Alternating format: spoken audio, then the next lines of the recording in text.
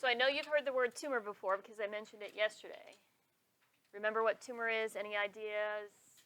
What comes to mind when you hear that term? Pardon? Cancer? Some tumors are cancerous. Could be that causes it. Mutations do cause a lot of different types of cancers. So we talked about a little bit about the cell cycle yesterday in mitosis, and I said that's very regulated. That process is super regulated. Lots of checkpoints. And when you get your notes assignment next week for the following week, you're going to see all the, well, actually, you're probably looking at those checkpoints on the HHMI. They're talking about those checkpoints. Very regulated, very controlled, which is a good thing because we don't want it to get out of whack. We have some cells that grow and mature, and that's it.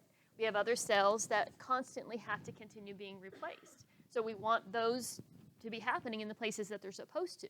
But if we have a cell that grows unchecked and keeps growing, growing, growing, that's a tumor. So it can be cancer, absolutely. But it doesn't have to be. Some of them are just abnormal growths. All right, so tumor, masses of tissue that are caused by uncontrolled cell division. Masses of tissue caused by uncontrolled cell division. So that process that we keep in check has gone wonky. Tumor is masses of tissue caused by uncontrolled cell division.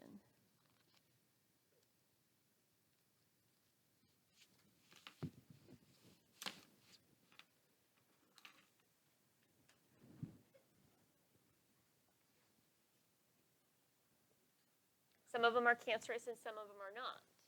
Do you remember or do you know the terms that distinguish bad tumors from good tumors? If I say malignant and benign, do those terms sound familiar? So oh, well, I'd have benign first. Okay, never mind. Benign, tumors that are considered harmless. They will not spread to other parts of the body or invade other tissues. Benign means that you have excessive growth, but it's not considered cancerous. It's not considered bad. Technically, any extra growth really isn't a good thing, but this is not something that you have to get radiation or chemotherapy for. Sometimes people do get surgery for benign tumors. Tumors considered harmless will not spread to other parts of the body or invade other tissues. They might be uncomfortable, they might be unsightly, they might cause pain, they might cause minor issues, but they're benign. Tumors considered harmless will not spread to other parts of the body or invade other tissues.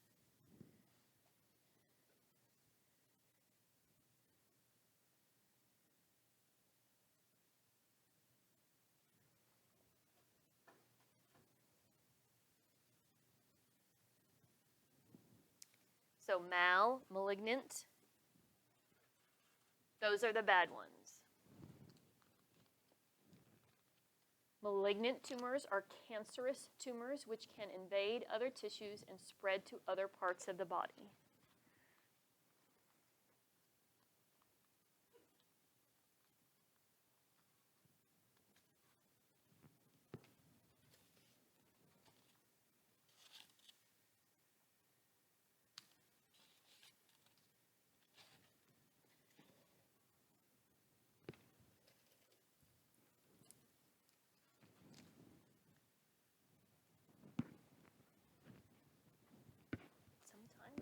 Eating something or sucking on something helps with it. I know they hurt when they, continue on, so. Oh, okay. Like usually I'll do cough drops because I think like that eucalyptus tends to, but I don't have any cough drops. Cancerous tumors which can invade other tissues and spread to other parts of the body.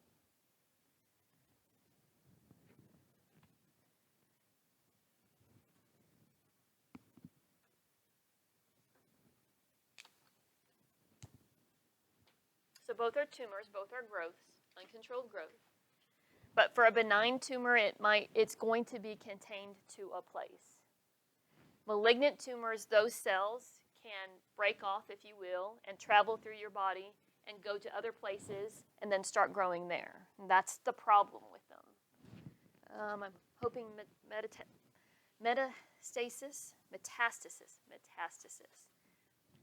Metastasis, spread of cancerous cells or tissues to other parts of the body. So if you've ever known someone, my brother had cancer, and so it had metastasized. Started in his large intestine, metastasized to his liver, and I believe to his lungs.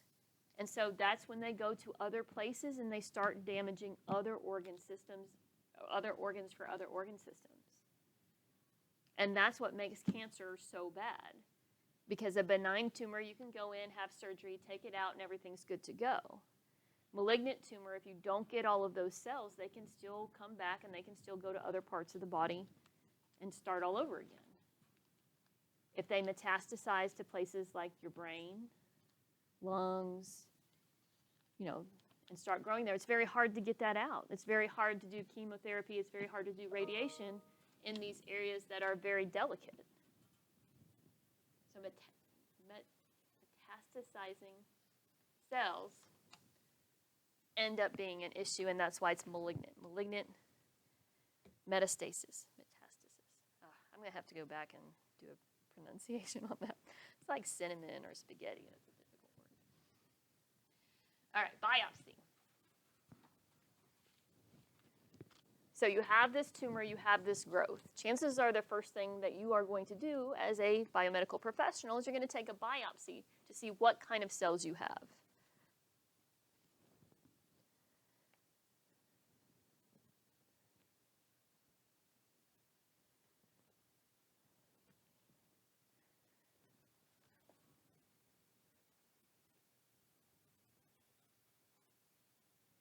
There's a couple different ways they can do that. More often than not, the ones that I've heard of, they take a little needle and they just take a bit of tissue out of that growth.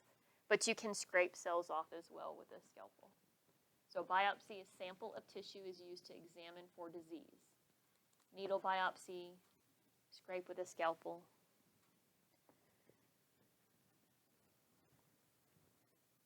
Metastasis.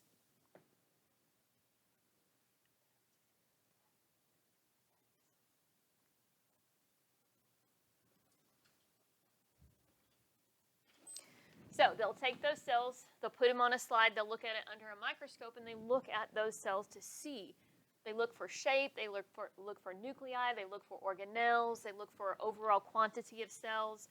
Because if it's a normal growth, then those cells are going to look relatively normal. If it's cancerous, then chances are those cells are growing too fast. So cell cycle requires time. It requires time for G1 for growth. It requires time for S for synthesis. It requires time for G2 for that additional maturation and growth right there. And then it requires time for the cell division phase as well, for PMAT all to go the way that it's supposed to. But if we're rushing things, have you ever been rushed? Rush, hurry up, hurry up, hurry up, hurry up. Well, you forget something, or you lose something, or you don't do something right. Well, that's the same thing with the cell cycle. When it's getting into this phase, when this cancerous phase, something's going to go wrong. And you can see that underneath the microscope, and that's kind of what this picture is showing you. It's showing you that we have way too many cells than what we should have. The cells do not have the right shape. So the tissue stuff that I said good luck with, if you are a histologist and if that's your job, I can throw a slide up there and you can be like, oh, that's columnar epithelial tissue and know where it's from, because you know that stuff and it has a specific shape and a specific characteristic to it. Or stratified squamous epithelium. And you can look at that and you can see this. So they'll know what it's supposed to look like. Irregular shape. I can't even read that one. Oh, the specialized features. They're either lacking specialized features or they're just like the shape. Something is wrong with them. Nuclei, I don't see it specifically on here, but I don't have my glasses, so I can't read that. Multiple nuclei. So the telophase part, where we need to pinch in or we need to build up the cell wall. If you don't have enough time for that to happen, then the nucleus divides and you end up with 2 nuclei in there, and then it starts dividing again. And it starts dividing again. So it ends up having multiple nuclei when it's not supposed to. Most of our tissues have a specific arrangement to them. Cells build tissue, but they're built in a specific way. Hurrying that process up, skipping steps, ends up ruining that tissue, ruining that nice organized structure.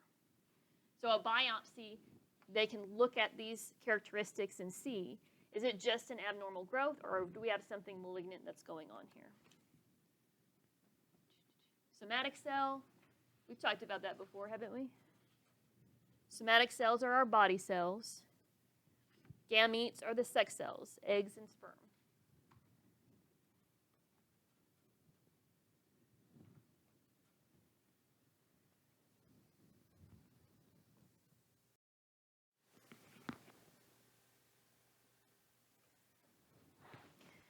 Mitosis creates more body cells. Meiosis creates more gametes. And we'll put meiosis aside probably till Tuesday because we need plenty of time to. Is there anybody going to be gone on Tuesday? Okay, well, we'll try to do that Tuesday that way because it's pretty hands-on, and that's one of the more, I don't know, I think it's fun. Okay, so as you're going through 221, 222, 223, they're talking about different biomed professionals.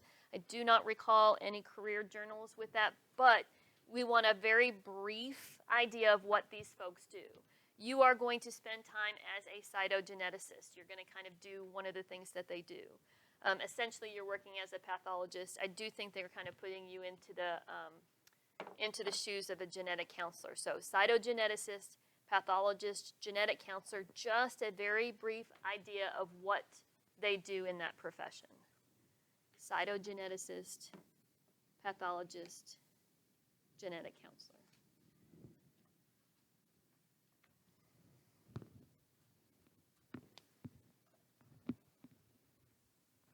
Oh, there's Troy. All right, so we're leaving left-hand side page for the cytogenetics report. Right-hand side, the next patient that comes into your office, Kai Rossi, I believe, is the name of the patient. A younger kid. Parents are concerned because there's these bumps that they notice all over their child's skin, and so they want to find out what's going on. All right, neurofibromatosis type 1. Neurofibromatosis type 1.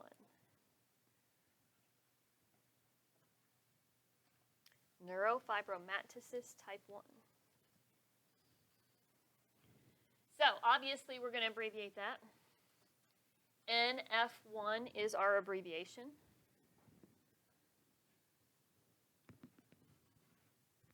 Tumors called neurofibromes, which are usually benign. Does that mean they're cancer? Benign's okay. It's just an overgrowth. They don't have to be surgically removed, but they may grow or increase in number. So tumors called neurofibromes, which are usually benign.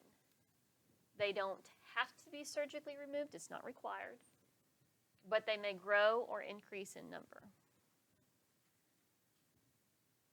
NF1, neurofibromatosis type 1. Tumors called neurofibromes, which are usually benign. They don't have to be surgically removed, but they may grow or increase in number. All right, so we got that. This is a genetic neurological disorder. The tumors are going to grow anywhere that there's nervous tissue, and of course we have nervous tissue throughout our body.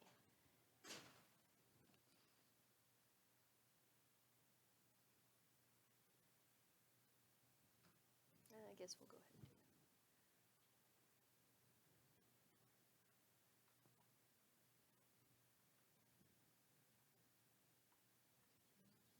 that. Yes, genetic neurological disorder.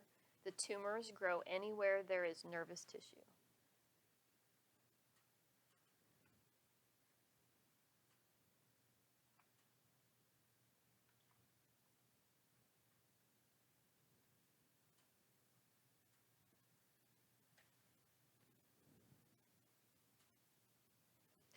Remind me again, thumbs up, yes, thumbs down, no.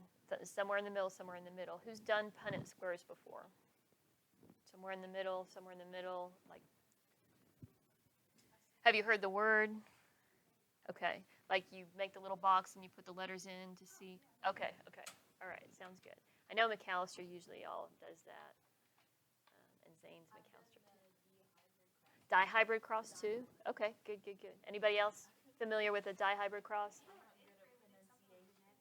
Mm-hmm. Mm-hmm. Yes. Yes.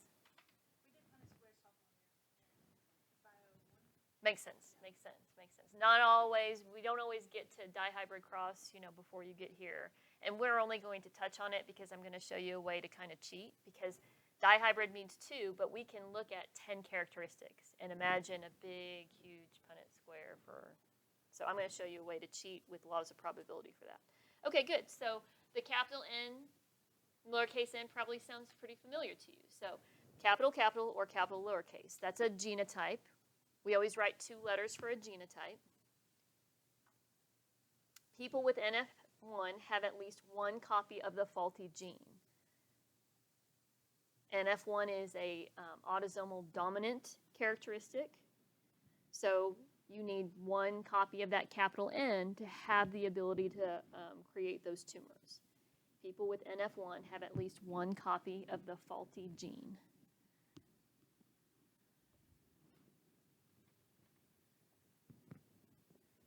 People with NF1 have at least 1 copy of the faulty gene.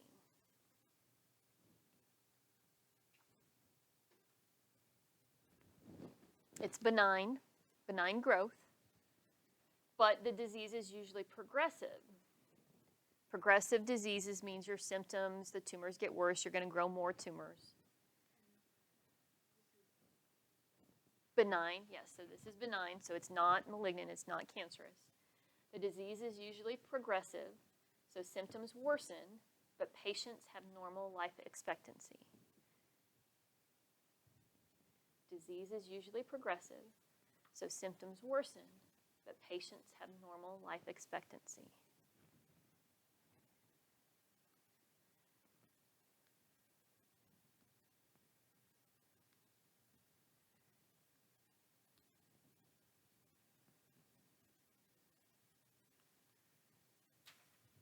Disease is usually progressive, so symptoms worsen, but patients have normal life expectancy. So it's not cutting life short, it's just you're going to see continued growths.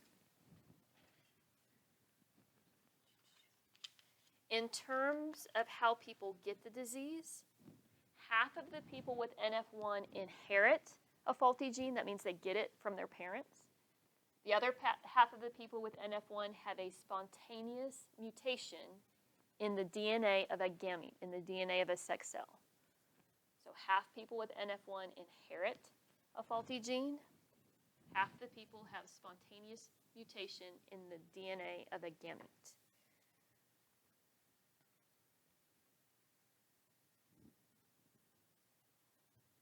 So for all the people that have neurofibromatosis, half of them inherit it. It's passed down from their parents. The other half, it's a mutation that just starts up spontaneously in them. Half people with NF1 inherit a faulty gene. Half people with NF1 have spontaneous mutation in the DNA of a gamete.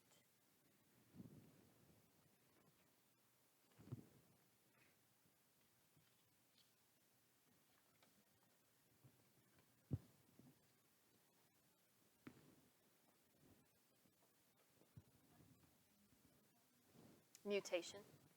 Half people with NF1 have spontaneous mutation in the DNA of the gamete. NF1 is autosomal dominant, and I'm getting a little ahead of myself as far as Punnett square notes and stuff like that, but we're kind of off track. But autosomal means your somatic cell, your body cells. It means that they're autosomal means your chromosomes that are not your sex chromosomes, not your body cells. Somatic is body cells. Autosomal chromosome, so these are your chromosomes that are not your sex chromosomes. X and Y are the sex chromosomes. Autosomes are everything else. All right, so now looking at tissue. Hooray! Good with this. So I gave you 2 other papers that had pictures on them. Once again, tissue, it's a difficult thing to diagnose, analyze. We always want to look at the context clues, the descriptions that they're giving with you. On the PBS EOC, which is in December, what they will do is they will give you maybe a data table, maybe some pictures, but they're going to give you enough additional information. They're not just going to give you a picture and say, hey, does this person have cancer? That's not fair. Once again, you want to be a professional and have years of experience before you can look at that stuff. And so looking at the context clues is going to be helpful. However, I do want to show you a few items in terms of tissue that may be helpful. Okay, so we've got this picture right here, and I want you to go ahead and mark that this is 40x on the microscope. So this is our magnification power.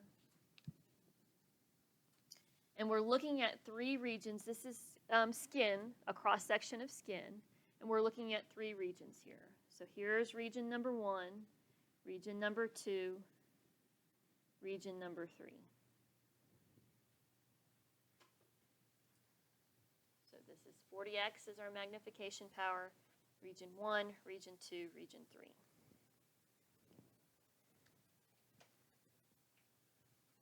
Look at that.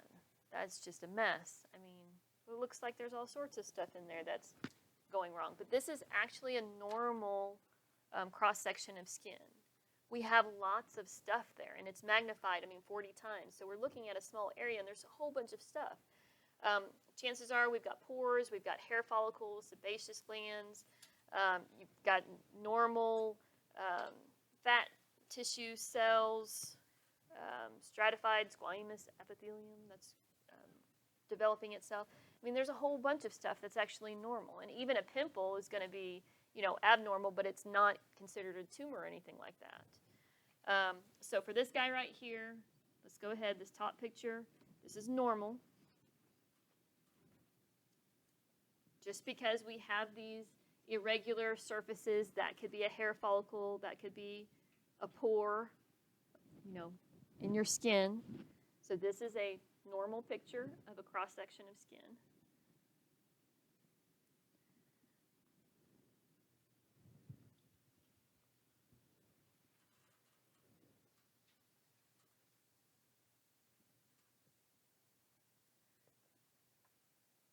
So even though it looks irregular, it's not nice, clean, straight all the way across, that's okay. That doesn't mean that we have a problem. So this is normal. The dips could be from pores or hair follicles. I guess I should just say pore.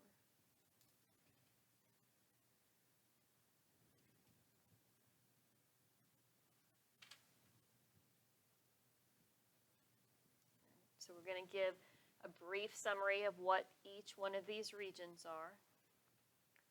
You can put it underneath if that's how you want to tape it in, or just put it to the side. It fits on the side for me.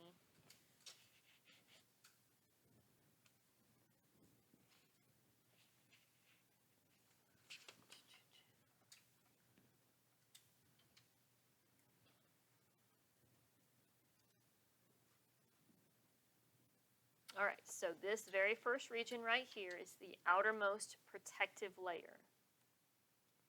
Basal cells, basal skin cells, are at the bottom of the epidermis. Basal cells are the cells that reproduce, that make more skin cells, and then they push the other ones up, which then die and then slough off. So this region is the epidermis. It's the outermost region. It's a protective layer.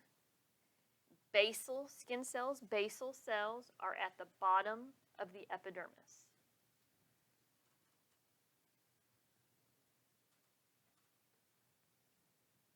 Basal cells, basal skin cells are at the bottom of the epidermis. Basal cells are the ones that are going through mitosis to create new skin cells to replace what's lost. As they create new skin cells, they push the rest of the stuff above them up. That stuff dies out and becomes the tough protective layer that we have, and then eventually sloughs off. All right, so then we have region 2 here. 2 is the dermis. We don't have blood vessels, nerves, sweat glands, hair follicles. We don't have that in the epidermis. In the dermis, that's where you find these structures. Blood vessels, nerves, sweat glands, hair follicles are found in that section of the skin. So within the dermis, we've got lots of blood vessels, nerves, sweat glands, hair follicles.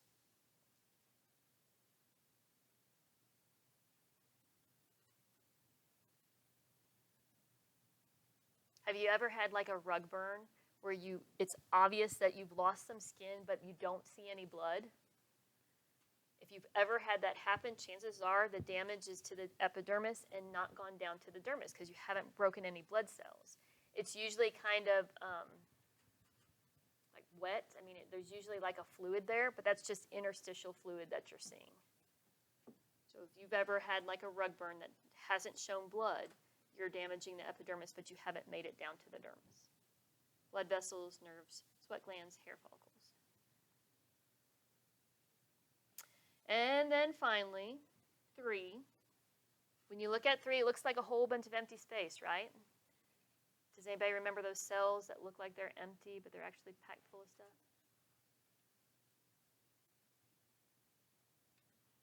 I said adipose tissue. Does that sound familiar? Heard the word adipose tissue before, at least? Heard it before. That's going to be our fat. And there's connective tissue, other connective tissue in there. So that's where our insulation is for the skin. So 3 is subcutaneous. In this region, we've got fat connective tissue, fat cells and connective tissue. So adipose tissue in that area.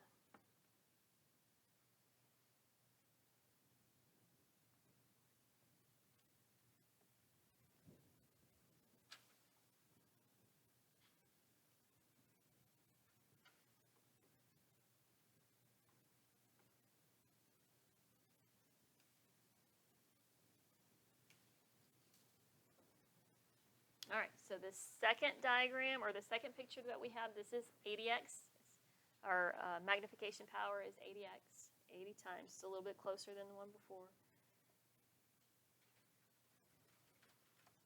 This one is a picture of basal cell carcinoma. Basal cell carcinoma. So this is a cancer of those basal cells that are in the bottom of the epidermis of your skin. In basal cell carcinoma, we have patches of rapidly growing cells in the basal layer of the skin. For basal cell carcinoma, we have patches of rapidly growing cells in the basal layer of the skin.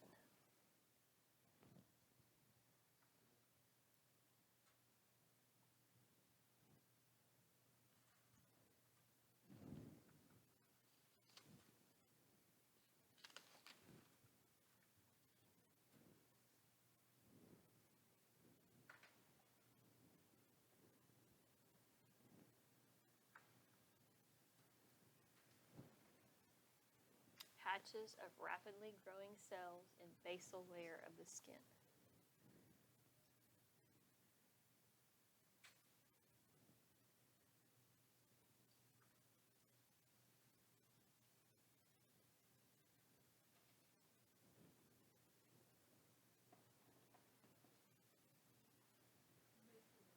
Patches of rapidly growing cells in basal layer of the skin.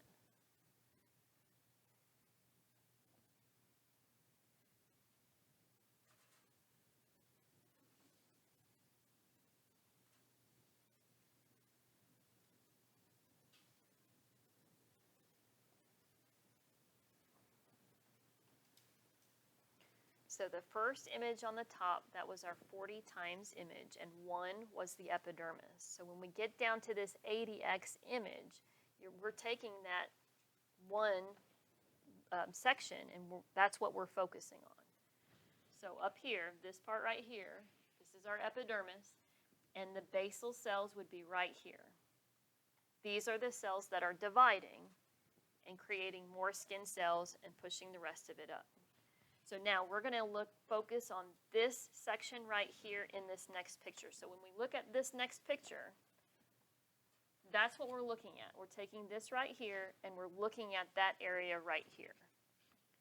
So it is much bigger This is not the epidermis right here. This is the very top layer of dead skin cells, and that's probably why they look empty, is because they're dead and about to slough off. But all of the rest of these are skin cells, and this would be the bottom right here where the basal cells are. All right. So just to make a note for yourself. So over here, it looks pretty smooth and consistent all the way across. We don't really see a difference in it. But when we get to this part over here, we see a lot of irregularity. And so I have kind of boxed this in. This is the area where we have the irregular growth of the basal skin cells. Further down, we've got what they call nests, these little groupings, these little spots where there are also irregular growth of cells.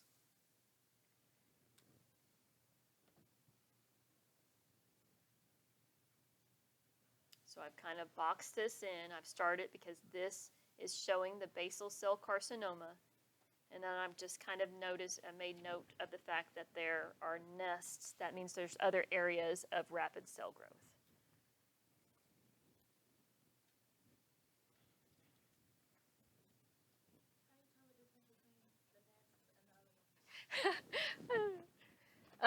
So if you're a histologist and this is your job, you could probably look at anything and be like, oh, yeah, okay, yeah. You're asking me. I'm going by what other people have told me and pointed out. So like in the PLTW community, there are people who are used to be doctors and stuff like that. And we're like, okay, what do you see here? And so they say, oh, this. So this is all smooth, and I can see that. I can see the fact that this is all consistent, continuous. You know, you don't see any breaks here. I can see where this is an irregularity. This looks just like the rest of that mess up there to me. So that's what's been told to us. This is what they look for. These are the things they look for. But you slap a slide on a microscope for me here and say, hey, look at this and tell me what you got. I'd be like, yeah. So that's why I'm saying is look for the context clues in the other descriptions that they give you, because that's going to be more helpful than just looking at a picture. For example, then within the curriculum, they say here's a biopsy of Kai's information. This came from one of his NF tumors. So the first thing that I do want to point out is this is not, when you take a biopsy, this is a biopsy. When you take a biopsy, these are cross-sections of skin. So it's getting more than just the tissue from the abnormal growth. Does that make sense? This is a cross-section. There's a difference between cross-section and a biopsy. Cross-section of the skin, you're getting a wider area. We're getting a look at both the normal skin in that area and the growth in that area. This is a biopsy. A biopsy is different. They take specifically from the growth. So this is not showing normal stuff and abnormal growth. It is only showing what it looks like in Kai's, the bumps, the tumors that he has. Then it says, this is not basal cell carcinoma. Well, great, we just learned about basal cell carcinoma, but this is not. This is NF1. They're just wanting to show what irregular growth in a cancerous situation might be and irregular growth in a benign situation. So his growth, we already know it's benign. NF1 is not cancerous. We know it's benign. And then they say, well, look at this and tell, is this benign or cancerous growth? So, I mean, if this would have been the first thing I slapped in front of you or was put in front of me, I'd be like, I got no clue. I have no idea. Look at all this stuff. This looks like a mess to me. That looks like that first picture on there where everything's kind of all wackadoodle on there. But this is not basal cell carcinoma, and this is benign growth. There's more growth than what there should be, but it's not irregular growth.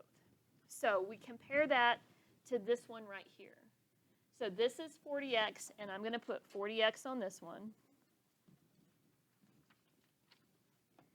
So when I look at this, I can see that this layer is a thicker layer. I don't see necessarily any break in the bottom, although, I mean, once again, this is all a mess to me. So that's the key to this, is that the NF1 tumors are just overgrowth of cells. We don't have these kind of irregularities here. So on Kai's picture, we just want to make note that this is not cancer. It's benign growth, but it is overgrowth. I mean, NF1 tumors are still tumors.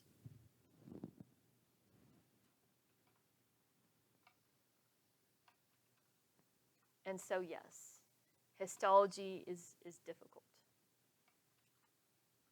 But people that go into that field, I mean, that's what they're looking at every day.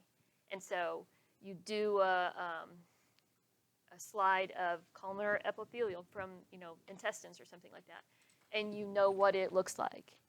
And then you get something that has irregular growth there, and you're like, oh, wait, that doesn't look anything like the million other slides that I've seen. And so they're able to recognize it.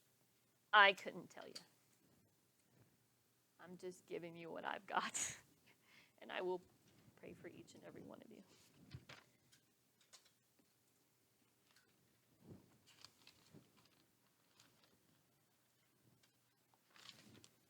Oh, yeah, that's pedigrees. Okay, good. All right. I would like to show you pictures of NF1 tumors. Nope, that's not what I